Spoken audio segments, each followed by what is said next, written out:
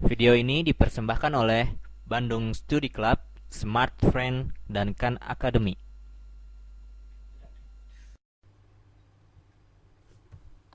Nah, di video ini kita udah nggak pernah ngebahas tentang massive star, terus pernah juga mau bahas tentang black hole, tapi ini khusus nih, ini adalah super massive black hole, berarti black hole yang sangat besar sekali.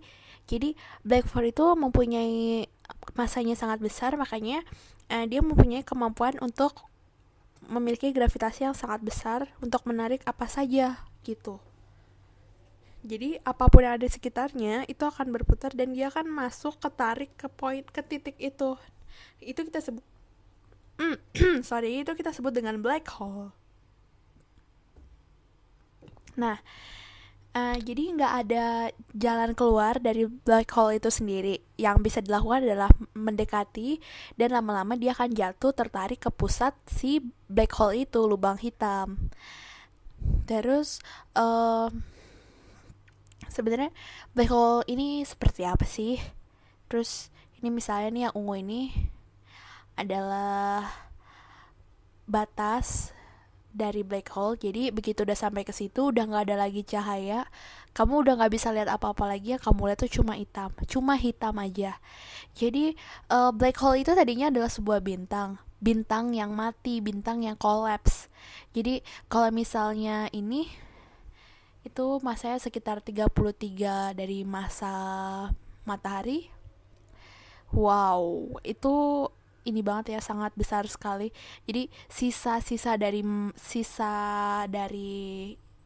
bintang itu setelah dia meledak menjadi supernova, terus dia jadi black hole. Ini ada sesuatu hal yang sangat misterius dari black hole itu, namanya supermassive black hole. Jadi black hole yang sangat besar sekali. Sebenarnya gimana sih ini? Jadi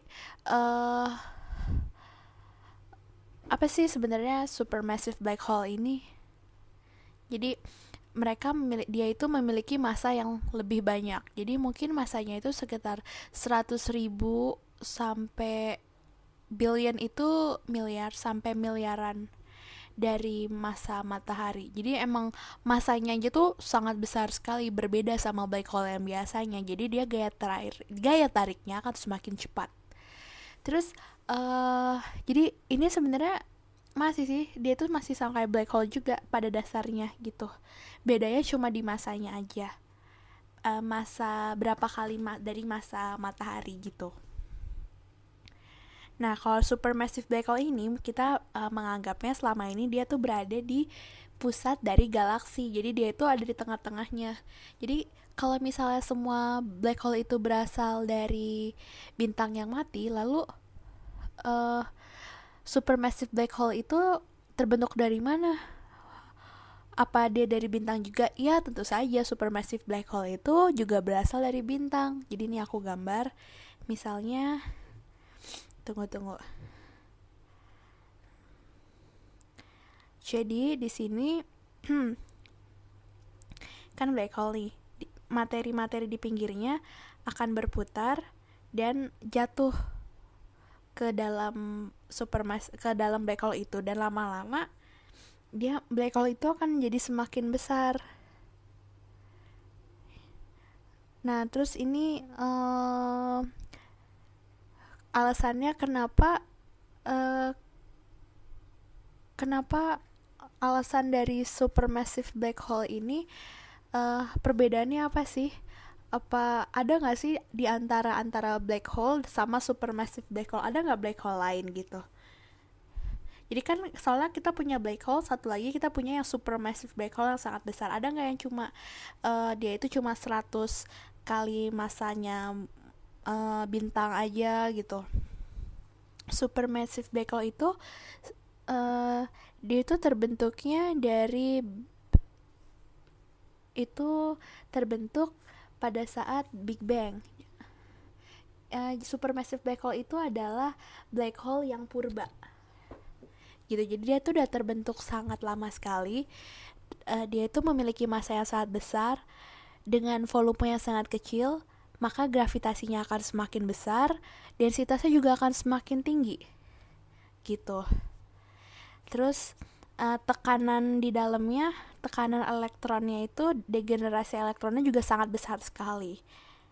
Terus ini akan aku jelasin lebih lanjut di sini. Nah, kita tuh nggak tahu apa yang terjadi dari masa-masa itu yang udah jatuh ke dalam titik lubang itu.